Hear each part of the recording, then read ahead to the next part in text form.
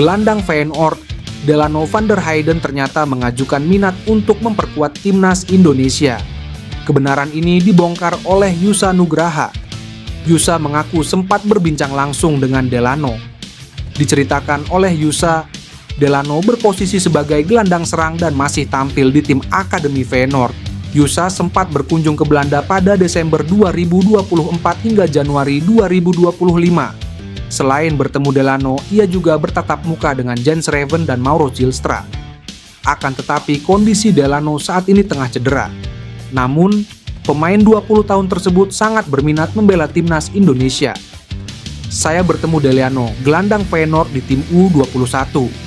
Tapi dia sangat bagus. Posisinya adalah gelandang serang. Saat saya tanya apakah dia mau ke timnas Indonesia atau tidak, dia bilang mau, ungkap Yusa.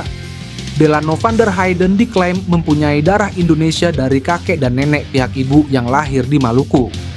Delano van der Heyden adalah produk Akademi Feyenoord, namun ia belum menembus tim utama. Exco PSSI Arya Sinulinga berbicara soal proses naturalisasi oleh Romeni. Striker Oxford United itu diperkirakan rampung menjalani naturalisasi pada Februari 2025.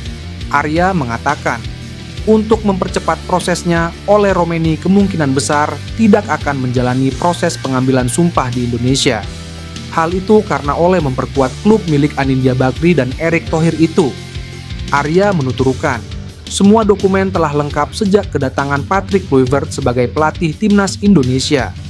Proses finalisasi saat ini bergantung pada sidang DPR yang sudah dimulai sejak 20 Januari 2025. Arya berharap pengambilan sumpah dapat dilakukan dengan cepat agar Romeni siap bermain di Maret 2025 melawan Australia dan Bahrain. Kita coba dengan sangat cepat juga.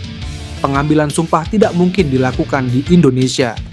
Oxford United kan masih main, jadi harus diproses pada Januari-Februari dan main pada Maret 2025, ujar Arya Sinulinga. Arya optimistis seluruh proses selesai tepat waktu sehingga Romeni bisa membela timnas Indonesia dalam laga-laga penting yang tersisa di kualifikasi Piala Dunia 2026 zona Asia. PSSI tengah mempertimbangkan untuk menaturalisasi pemain kelahiran Belanda, Miliano Jonathans, untuk memperkuat lini serang timnas Indonesia. Dengan penampilan luar biasa yang ditunjukkannya di Belanda, terutama sebelum bergabung dengan FC Utrecht, Jonathans dianggap memiliki potensi untuk mempertajam lini depan timnas Indonesia. Usulan ini datang setelah penampilan luar biasanya di Liga Belanda, yang membuatnya semakin dilirik sebagai calon pemain yang bisa memperkuat skuad Garuda di masa depan. Sebelumnya, Jonathans bermain untuk Vitesse Arnhem di divisi kedua Liga Belanda, di mana dia berhasil mencatatkan 11 gol dan 4 assist dalam 18 pertandingan.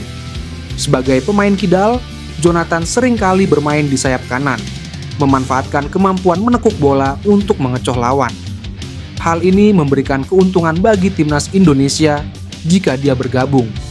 Sebagai pemain muda berusia 20 tahun, Jonathans memiliki potensi untuk mengisi lini serang timnas Indonesia.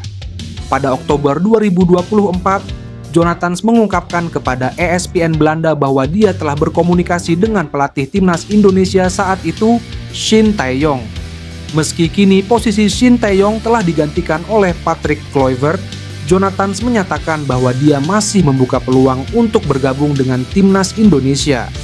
Namun, Jonathans menegaskan bahwa keputusan terkait tawaran naturalisasi akan diambil setelah musim ini berakhir. Dengan performa menjanjikan yang dimiliki Miliano Jonathans, PSSI berharap proses naturalisasi dapat berjalan lancar, membuka jalan bagi pemain muda berbakat ini untuk membela timnas Indonesia di masa depan. Supporter Malaysia kecewa dengan jersey kandang Harimau Malaya yang baru. Mereka iri karena jersey timnas Indonesia lebih bagus. Timnas Malaysia dan timnas Indonesia sama-sama merilis jersey kandang baru di hari yang sama, Kamis. Jersey kandang Malaysia didominasi dengan warna kuning sementara untuk jersey tandang warna hitam. Sayangnya, jersey kandang Malaysia yang diproduksi oleh Puma itu mendapat respon negatif dari supporter sendiri. Tidak sedikit dari mereka yang mengolok-olok jersey kandang Malaysia yang baru. Mayoritas supporter menilai jersey timnas Malaysia terlalu polos dan minim aksen atau motif di dalamnya. Hal yang berbanding terbalik terjadi di kalangan supporter timnas Indonesia yang menyambut baik perilisan jersey kandang pasukan Garuda. Erspo merilis jersey kandang timnas Indonesia pada Kamis sore dan mendapat sambutan yang luar biasa. Mayoritas supporter memberikan penilaian yang positif dengan jersey kandang timnas Indonesia yang baru. Khususnya para pecinta jersey yang sebelumnya merasa kecewa dengan jersey timnas edisi perdana produksi Erspo. Tidak sedikit dari mereka yang mengapresiasi pihak Erspo yang sudah mendengarkan kritikan dari supporter timnas Indonesia. Alex Pastoor buka-bukaan mengenai awal mula Patrick Kluivert mengajaknya bekerja sama menangani timnas Indonesia. Pastoor kegirangan saat diajak proyek ini. PSSI menunjuk Kluivert sebagai pelatih timnas Indonesia. Ex penyerang Belanda itu kemudian mengajak Pastoor dan Denny Lanzaat membantunya sebagai asisten. Dalam program diskusi di Ziggo Sport, Pastoor menjelaskan proses ia diajak gabung Kluivert. Ia mengaku ditelepon rekannya dan semua berjalan lancar. Setelah menerima tawarannya, Alex Pastoor akhirnya bertemu Patrick Kluivert dan Denny Lanzaat di Amsterdam. Ketiganya kemudian sepakat bekerja sama untuk membesut timnas Indonesia. Patrick, Denny, dan saya bertemu di hotel di Amsterdam dan ya ada kegembiraan. Kami hampir seperti anak-anak yang kegirangan karena sangat menantikannya. Juga senang karena kami dipilih untuk itu, ungkapnya. Pastoor punya pengalaman banyak melatih sebelumnya. Ia sempat menukangi NEC, Slavia Praha, menjadi asisten AZ, kemudian melatih Sparta dan terakhir Almere City. Alex Pastoor bersama Patrick Kluivert dan Denny Lanzaat akan mulai memimpin laga Indonesia pada Maret mendatang di babak ketiga kualifikasi Piala Dunia 2026 zona Asia. Tim Garuda akan melawan Australia dan Bahrain.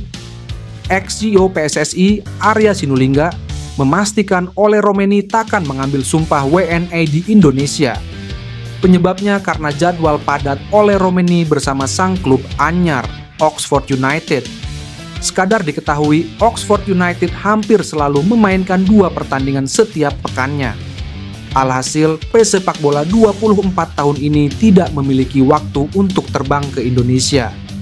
Jika Ole Romeney baru mengambil sumpah ketika periode FIFA Matchday dimulai pada 17 Maret 2025, ia takkan memiliki waktu untuk ambil bagian di laga timnas Indonesia versus Australia.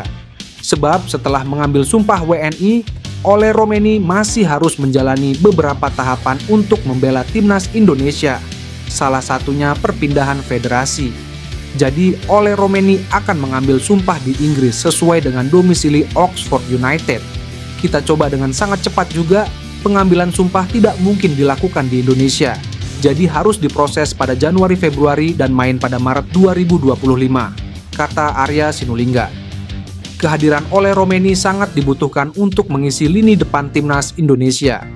Terlebih saat menghadapi Australia pada Kamis 20 Maret 2025, timnas Indonesia tak bisa diperkuat Ragnar Oratmanguwen yang menjalani sanksi akumulasi kartu. Alhasil, peran Ole Romeney krusial untuk membongkar pertahanan timnas Australia.